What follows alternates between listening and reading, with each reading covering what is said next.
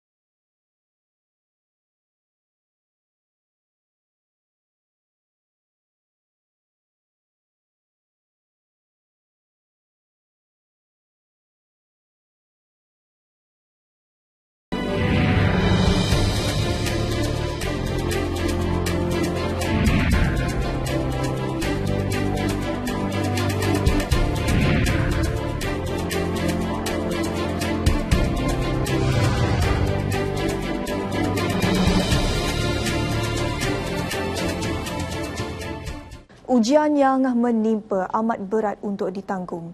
Bukan sahaja terjadi kepada diri sendiri, malah juga musibah ini menimpa terhadap keluarganya dalam cara yang berbeza. Kemalangan demi kemalangan berlaku menyebabkan keluarga ini sudah tidak mampu bertahan lagi dan memerlukan bantuan untuk hidup sementara waktu. Kita bersama dengan wartawan Muhammad Syamsul Ishak di Kampung Matang Pagar, Sungai Buloh dalam Sudah Jatuh Ditimpa Tangga. Saksikan. Kampung Matang Pagar, Sungai Buloh, Selangor. Kru Sentuhan Kasih bersama-sama pengerusi JKK Matang Pagar, Encik Mustafa Kamal Ibrahim berkunjung ke rumah keluarga Encik Muhammad Syarizan Osoman penghujung Oktober lalu yang ditimpa musibah berganda sejak Jun tahun ini. Sewaktu kunjungan kami ke kediaman keluarga ini, hujan renyai-renyai turun yang kemudiannya bertukar menjadi lebat, seolah-olah berkongsi kesedihan yang sedang dilalui penghuni rumah ini.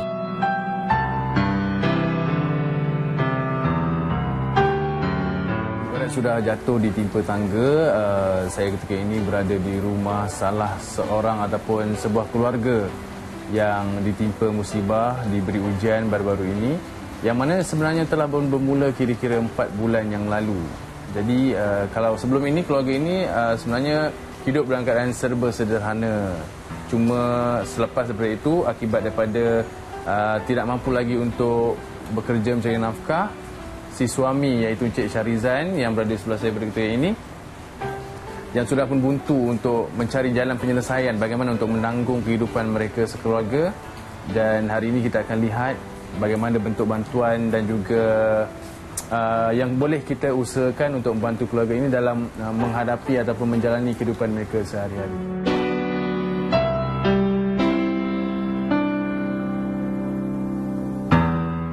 Ketika maklumat mengenai keluarga ini diterima, difahamkan belum ada bantuan utama yang diterima memandangkan kesukaran mereka untuk bergerak ke pejabat-pejabat agensi yang berkenaan. Sebelum saya patah kaki, semua tak ada masalah. Semua lancar. Tapi selepas saya kena patah kaki itu dah jadi kacau bilau lah. Semua bayaran-bayaran banyak yang tertunggak. Jadi tak dapat ni lah, tak dapat pikiran pun dah jadi buntu dah. Tak tahu nak macam mana sebab sekarang kehidupan pasar sangat. 15 bulan 6 2017 dalam pukul 10 pagi macam tu. Masa tu Saya balik daripada hantar lori dekat workshop. Lepas tu bini saya ada call sebelum tu. Dia cakap dia sakit. Dia pun baru keluar daripada ward. Jadi saya sampai dekat store, saya telefon bos minta kebenaran. Bos pun bagi kebenaran. Jadi dalam hati saya nak tengok dia, nak bawa nak bawa pergi klinik ataupun macam mana lah. Tapi saya punya ni belum sampai lagi dekat tempat dia, saya ada aksiden dah. Kemalangan itu juga menyebabkan Syahrizan tidak berupaya bergerak ke mana-mana dalam tempoh 4 bulan. Pembedahan memasukkan 3 kepingan besi ke dalam kakinya itu juga memerlukan masa yang agak lama untuk sembuh. Justru itu, dia terpaksa bercuti daripada menjalankan pekerjaan sebagai pemandu lori untuk tempoh yang lama. Sehingga ke hari ini sudah 4 bulan. Namun malangnya cuti sakit yang sah hanya untuk tempoh 3 bulan. Jadi bulan yang keempat, dia tidak akan menerima gaji. Masa tu saya mengharap dengan ni sokso. Lepas tu bila macam ada tertunggak dalam fikiran tak apalah, sebab sokso nanti kita dapat boleh kita bayar ni lah. Tetapi selepas surat sokso penolakan sokso datang, rasa buntu. Sebab masa tu saya seorang saja kerja, isteri tak kerja. Lepas tu dah kira macam fikiran dah jadi beku, tak tahu nak bawa macam mana. Perasaan memang nak menangis pun ada, nak menjerit pun ada, cuma tak bunuh diri lah. Macam-macam lah dugaan. Sebab fikir anak-anak nak bayar yuran, nak bayar sewa rumah, takut nak bayar macam-macam lah. Macam-macam. Isterinya Puan Suziana Mamat pula sudah disahkan mempunyai ketumbuhan dalam payudara sejak 2015 lagi. Akibat tidak tahan menanggung kesakitan, satu pembedahan untuk membuang ketulan itu telah pun dilakukan. Namun ia tidak semudah itu. Kesan daripada pembedahan tersebut menyebabkan Suziana menanggung kesakitan yang berpanjangan. Sakit di bahagian belakang badan, juga di bahagian dada terpaksa ditanggungnya.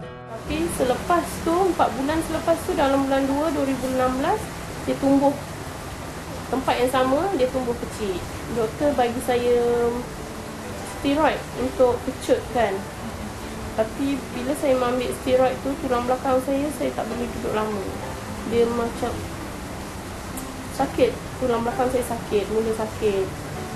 Jadi badan saya pun macam tak boleh terima lah ubat tu. Saya minta stop, saya pergi terapi jugalah, terapi yang percuma. Alhamdulillah setakat cuti sekolah saya pergilah. Bila dah start sekolah, saya dah tak dapat nak teruskan terapi tu. Saya mula lemah balik. Sejak dari itulah Suziana menerima rawatan intensif, perlu makan pelbagai ubat-ubatan serta pergerakan yang turut terbatas. Ini ditambah pula dengan penyakit ketumbuhan dalam rahim yang dikesannya pada tahun 2017 ini. Tahun ni saya disahkan ada ketumbuhan pada rahim pula. 2017 ini bulan 5. Pada bulan 6 saya doktor suggest buat operation buang ketumbuhan dalam rahim tu.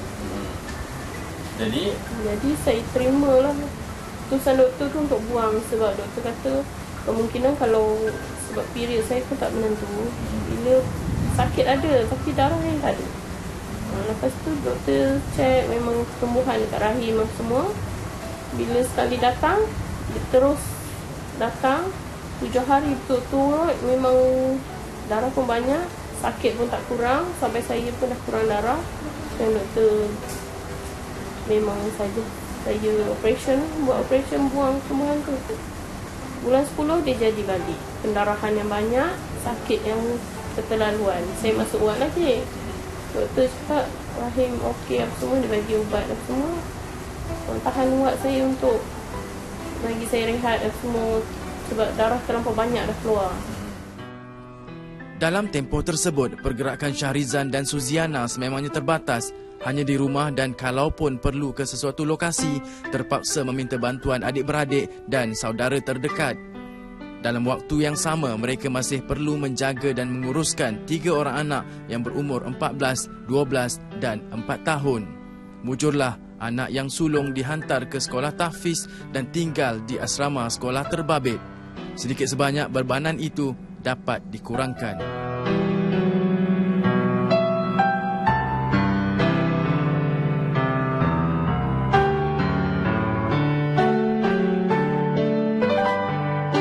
Tidak cukup dengan ujian itu, baru-baru ini sewaktu lawatan kenalan terdekat ke rumah mereka, hasrat untuk menjamu tetamu bertukar sebaliknya apabila Suziana dan anak keduanya melecur di badan dan tangan selepas terkena sup panas menggunakan periuk bertekanan tinggi. 2 beranak itu terpaksa dimasukkan ke wad selama 3 hari sebelum dibenarkan pulang ke rumahnya dan menyambung proses penyembuhan anggota badan mereka yang melecur itu. Difahamkan juga sebelum kedatangan kami pada sebelah petangnya. Pada waktu pagi itu, Jabatan Kebajikan Masyarakat dan Lembaga Zakat Selangor telah pun tiba dan memudahkan proses pendaftaran permohonan keluarga ini untuk menerima bantuan.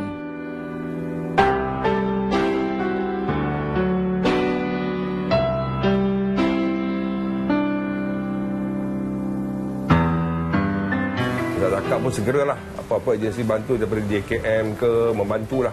Kita akan cuba membantu dia lah sebaik mungkin lah untuk meringankan beban penderitaan keluarga ni lah. Saya terharu kan sebagai simpati kan. Saya kenal dia, bukan saya tak kenal kan. Selalu dia salah seorang jemaah masjid di Matang Pagar. Dan kadang-kadang pun bila dah lama kita tak bersua, saya pun ingat dia pindah ke tempat lain. Tiba-tiba dia dah lama tiba keluar berita, saya pun tak pasti dia tinggal di mana. Saya pun tak pernah datang ke sini lah. Rumah dia tak pernah datang. Cuma kita selalu bertuah muka dekat waktu masjid, waktu semayang kan. Lepas semayang tu kadang berbual dengan dia. Ceritalah masalah kerja apa semualah. Itu dia lah. Pusat Zakat pun menghubungi saya. Bila saya menghubungi saya kata saya tak kena pasti keluarga ni tinggal kawasan mana. Cuma ditulis di kawasan Matang Pagar. Saya akan cuba mencarilah, saya hubungi Zakat, tapi bila semalam mungkin pihak Zakat pun dah menghubungkan pejabat Sinar untuk mendapatkan nombor telefon saudari Syah. Dan dah diberi saudara Syah, dia menghubungi saya dan Ustaz Zakat dah sampailah. Dan dimaklumkan akan diselesaikanlah segala tunggakan, sewa rumah, akan apa-apa yang boleh dibantulah dari pihak Zakat. Selain berkongsi simpati dengan nasib yang menimpa keluarga Syahrizan, Encik Mustafa turut berjanji akan memantau dan mempercepatkan proses bantuan yang sepatutnya diterima mereka, terutama bantuan keperluan harian dan bantuan sewa rumah tertunggak yang perlu dilunaskan segera. Dalam hati hanya sabar saja. Tunggu, sebab saya percaya sebab ada kebaikan di sebalik kesusahan. Itu saja saya ingat. Itu karena ingatlah, walaupun susah-susah, cuma satu saja, sabar. Pikir anak-anak. Sebab kalau kita pikir yang macam kesempit-sempit tu, kita akan cari hal kan, cari macam-macam, pergi apa buat ni, pakai yang tak baik. Jadi inilah, syukur jugalah, alhamdulillah jugalah ada orang yang sudi membantu. Terima kasih banyak-banyak. Hanya Allah yang dapat membalas budi baik semualah. Kami percaya dan yakin sewaktu laporan ini disiarkan, keluarga Syahrizan dan Suziana telah pun menerima bantuan kecemasan segera dari agensi yang terbabit. Namun dalam waktu yang sama, anggota masyarakat juga turut mempunyai ruang dan peluang untuk membantu meringankan beban keluarga ini. Laporan Muhammad Samsul Ishak, Titik Sentuhan, terus bertindak. Saudara, rumahku syurgaku. Itulah antara ungkapan yang selalu diluahkan untuk menggambarkan keselesaan dan kedamaian di rumah kediaman. Namun berbeza pula yang terpaksa ditanggung oleh pemilik rumah Taman Teluk Gedong Indah Pelabuhan Kelang. Hidup dihambat kerisauan, tidur tidak senyenyak dibuai mimpi dan gundah meniti kehidupan. Kepada pihak yang berkaitan dengan perumahan ini, sila ambil perhatian dan tindakan. Kita ikuti paparan ini yang disediakan oleh wartawan kami Haji Didi Sumardi Muhammad menerusi tidak seindah nama. Tidak ada siapa yang peduli hidup dalam ketakutan, hak dan permintaan mereka tidak diendah. Inilah isu yang membelenggu penduduk di Taman Teluk Gedong Indah, Pelabuhan Kelang. Okey, sekarang ini saya berada di Taman Perumahan Teluk Gadong Indah yang mana saya mendapat aduan daripada penduduk di sini mengatakan keadaan rumah mereka begitu daif dan juga perlu perhatian daripada pihak-pihak yang terbabit.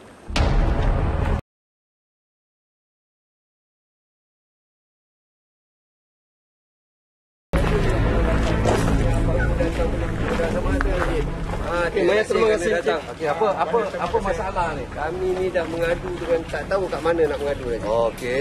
Inilah kami panggil orang RTM. Tengoklah keadaan flat kami ni. Jadi satu peluang RTM datang ke sini. Kalau tidak kami tak ada tempat nak mengadu je. Tolong pada kita lah. Ini je lah yang ada kami. Ni beberapa kerat yang ada ni. Yang lain kami ajak sama-sama tak nak turun.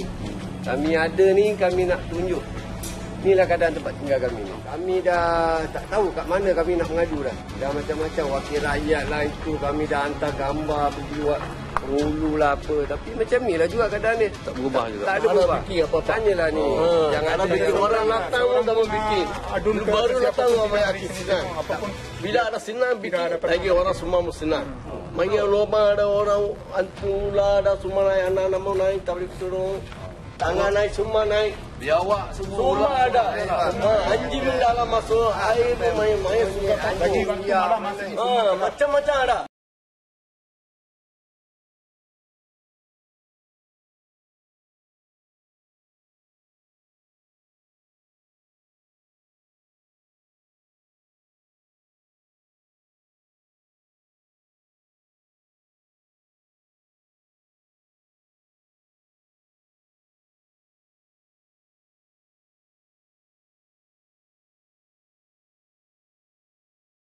Kedatangan kami benar-benar membayangkan kekecewaan yang ditanggung oleh penghuni di kawasan ini. Kediaman 5 tingkat Blok A dan juga B yang dihuni oleh golongan yang dikategori kurang berkemampuan ini dilihat terlalu daif dan terbiar tanpa perhatian daripada mana-mana pihak, terutama di tingkat 4 dan 5. Menyelusuri setiap blok dan rumah di sini, semakin terasa beban dan kekecewaan yang terpaksa ditanggung oleh sebahagian penduduk yang masih bertahan dan tinggal di sini. Saya tak puas hati. Bawah rumah ada biawak, ada ular. Anak-anak saya pun tak boleh nak main dekat luar. Lagi satu, saya risau macam satu hari nanti kan rumah tiba-tiba roboh ke. Malam tak boleh tidur. Bila hujannya kita risau. Bumbung tercabut, terbang ke. Jadi siapa yang nak tanggungjawab dalam hal ni?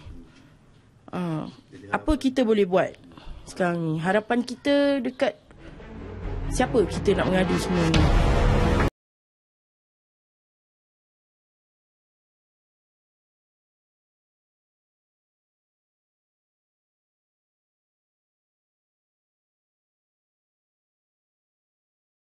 Episod duka penghuni di sini bermula apabila satu demi satu bumbung bangunan 5 tingkat ini tercabut diterbangkan angin.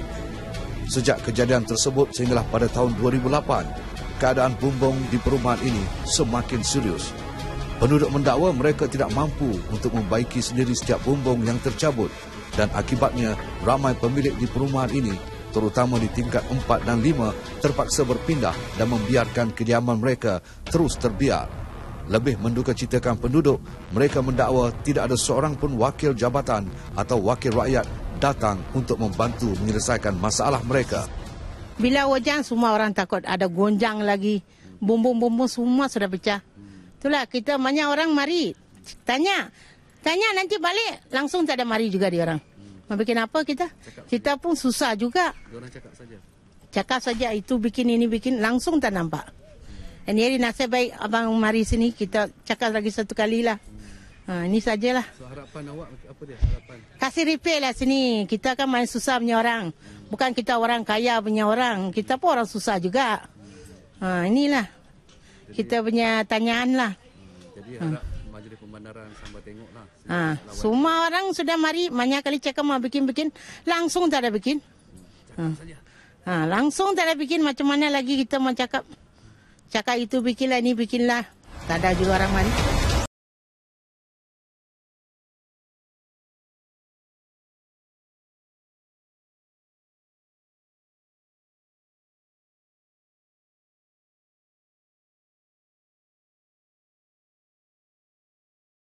Hasil daripada pemerhatian kami, keadaan penempatan ini terlalu daif. Malah kami juga dimaklumkan oleh penduduk, sistem perparitan dan pembentungan bawah tanah juga sudah pecah. Dan kadang-kadang mereka terpaksa menghirup udara yang busuk, terutama ketika musim hujan. Menghadapi situasi sebegini, sudah pasti penghuni di sini berdepan dengan 1000 kekesalan. Apatah lagi keadaan persekitaran sudah tidak selamat lagi, terutama kepada anak-anak kecil. Kami juga dibawa oleh penghuni di sini untuk melihat keadaan di mana mereka mendakwa keadaan bangunan 5 tingkat yang mereka huni ini berada dalam keadaan yang membimbangkan. Baik, sekarang ini saya berada di salah satu bangunan flat ni, yang mana kalau anda dapat lihat di sekitar sini keadaan mendap, yang mana seolah-olah flat ni dah tergantung. Dekat bawah sana dah jadi lohong. Kosong jadi, bawah semua kosong. Jadi kosong dekat bawah. Jadi penduduk mendakwa dekat bawah inilah kadang-kadang ular, biawak, orang datang, orang jalan atas naik ular semua. Semua ada dekat bawah ni. Jadi budak-budak pun takut nak main di persekitaran bangunan ni kerana keadaan yang terjadi ni, sehingga menyebabkan di bahagian bawah tu menjadi habitat kepada binatang-binatang berbisa.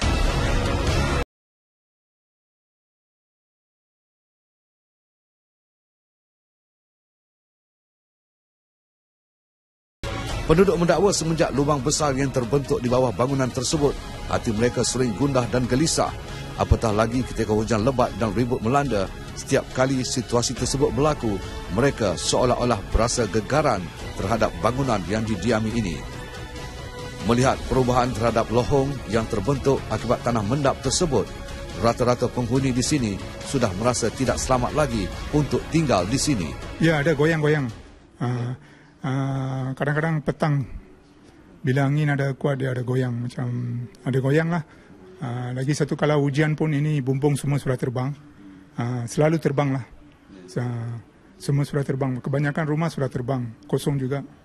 Atas tinggal 3 rumah saja, tak ada orang mau jaga. Lampu pun tak ada, selalu gelap malam. Tidak pernah, sesiapa pun tidak datang sini. Adun ke wakil rakyat ke tidak pernah datang. Kesal lah, memang kesal pasal keadaan sini rakyat banyak susah. Persoalan yang dikemukakan kepada kami oleh penduduk, mengapa mereka dibiarkan dan mengapa masalah mereka seolah-olah tidak dipandang oleh pihak-pihak berkaitan.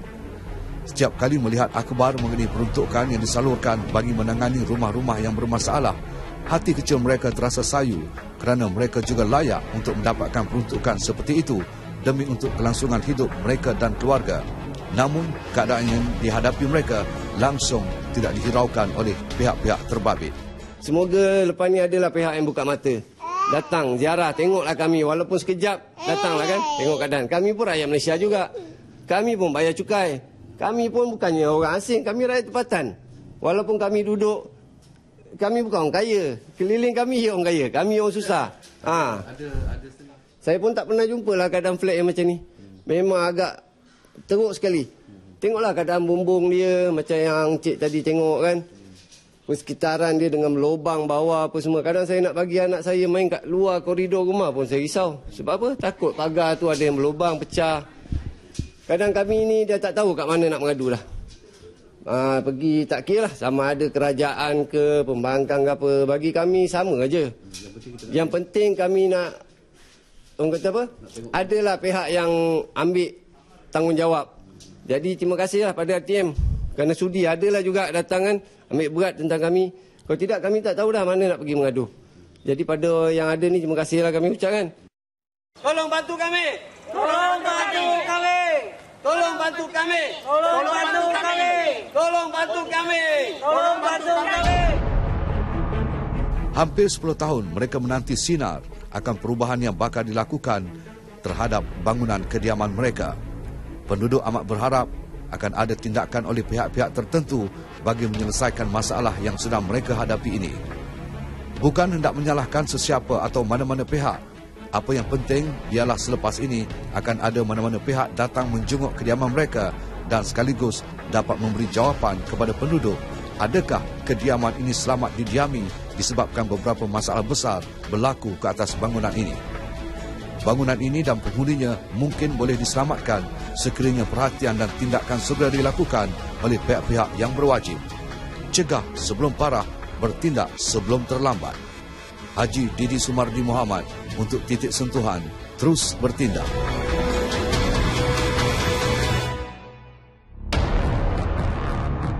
Baik, sekian dahulu pertemuan kita untuk hari ini dan kami berharap agar dua paparan sebentar tadi dapat memberikan manfaat untuk anda selaku penonton setia rancangan Titik Sentuhan terus bertindak. Untuk sebarang makluman ataupun aduan, anda boleh salurkan ke Facebook kami di Titik Sentuhan TV1 ataupun terus hubungi talian yang tertera. Kami dengar, kami siasat dan kami paparkan terus kepada anda. Saya Syahidah Arifin, sehingga berjumpa lagi.